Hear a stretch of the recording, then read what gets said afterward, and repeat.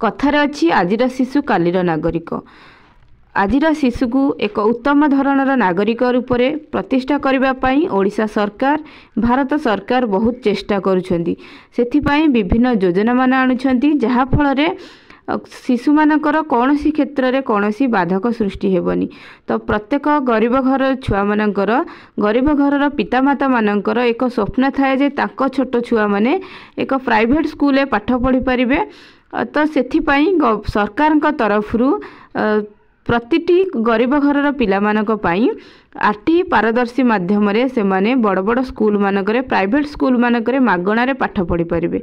तो आमे यही वीडियो रे आलोचना करिबा जे आरटी पारदर्शी माध्यम रे आपण माने किभଳି भाबरे सेठी पाठ पढ़ी पारिबे, केते वर्ष रु केते वर्ष पिला माने सेठारे पाठ पढ़ी पारिबे, वर्तमान पर्यंत केते जण पिला रजिस्ट्रेशन करछंती, केते सीट खाली अछि से विषय आलोचना करिबा। बेसरकारी विद्यालय रे निःशुल्क शिक्षा अधिकार। तो यह मागणारे आपण माने बेसरकारी विद्यालय मानकरे पढ़ी पारिबे। तो यह सरकार तरफ एक माने आरटी पारदर्शी माध्यम एक बहुत बड़ प्रयास अटे जहा फल पिला मानकर शिक्षा उन्नत धरणर हो पारिबो। तो देखंतु आपण मानकर छात्र छात्री माने जदि 3 रु 7 वर्ष होता है, जदि आपण मानकर पिला मानकर बयस 3 रु 7 वर्ष होता है, सरकार यही सुविधा को से माने लाभ उठे पारिबे। जो छात्र छात्री मानकर बयस 3 रु 7 वर्ष बयसर होइथिबो सेही छात्र छात्री माने उभय ओडिया और इंग्लिश मीडियम बेसरकारी विद्यालय गुड़िकर बिना मूल्य रे पाठ पढ़ी पारिबे। यह केवल प्राइवेट स्कूल मानकर आपण माने पढ़ी पारिबे।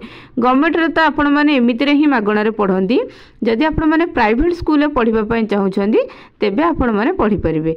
तो देखंतु प्रत्येक को श्रेणी आमे देखिबा देखंतु बेसरकारी विद्यालय नर्सरी एलकेजी क्लास 1 रे 25% स्थान आपण मानक संरक्षण रहिबो।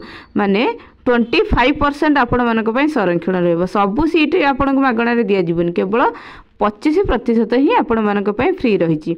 तो एथिपाई एहार लाभ केउ माने उठै परिबे, कोन समस्ते करि परिबे नाही। तो एथिपाई किछि क्राइटेरिया रहिछि। देखंतु सामाजिक और शिक्षागत अनग्रसर जेउ माने से माने एहाकू अप्लाई करि परिबे। जे माने दरिद्र सीमारेखा तले थिबा परिवार बीपीएल वर्गर सरकार दारिद्र्य दूरीकरण कार्यक्रम हिताधिकारी एई माने ही अप्लाई करि परिबे। ता छड़ा भिन्नक्षम जदि आपण माने हैंडिकैप अटंदी तेबे आपण माने पढ़ी पारिबे। ता सहित एचआईवी आक्रांत पितामातांकर शिशु जो बापा माने जो छात्रर पितामाता माने एचआईवी आक्रांत होइछंदी तांकर पिला माने मध्य याको अप्लाई करि पारिबे। शिशु श्रमिक जदि से पिलाटी निजे श्रमिक होता है से मध्य अप्लाई करि परिबो। पथप्रांत शिशु तथा निर्माण श्रमिक ता सहित अनुसूचित जाति जनजाति यही सब वर्गर पिला माने ही यार लाभ नहीं पारिबे। समस्तक पाई नहीं, जो माने सामाजिक अर्थनैतिक दुर्बल अछंती सेही मानक पाई ही एगुड़िक रहिछि। तो ऊपर जो जो माने लिस्ट दिगला से माने ही अप्लाई करि परिबे। तो देखंतु आवेदन करि सारिबा परे फॉर्म समस्त तथ्य आपण माने बीओ ऑफिस रे ही पाई परिबे।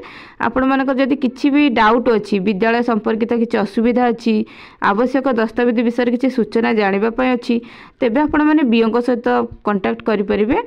10 ରୁ 5 सोमवार शनिवार से मानक आपण माने कॉल करि परिबे।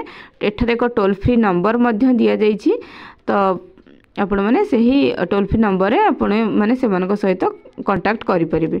तो एठारे आमे देखिबा जे केतोटी सीट वैकेंसी रहिछि कोन देखंतु आरटी पारदर्शी रे 32,034 टी सीट अवेलेबल अछि। एतिकी ही सीट रे से माने माने पाठ पढ़ेबे। स्कूल केतोटी अछि जदि आमे देखिबा तेबे 2,910 टी स्कूल रजिस्ट्रेशन करिसेंती आज पर्यंत। तापर देखंतु केते स्टूडेंट रजिस्ट्रेशन करछंती 6,140 जन स्टूडेंट रजिस्ट्रेशन करछंती। आज होची 22 तारीख मार्च मास 22 तारीख। तो आज पर्यंत 6,140 जन स्टूडेंट रजिस्ट्रेशन करछंती।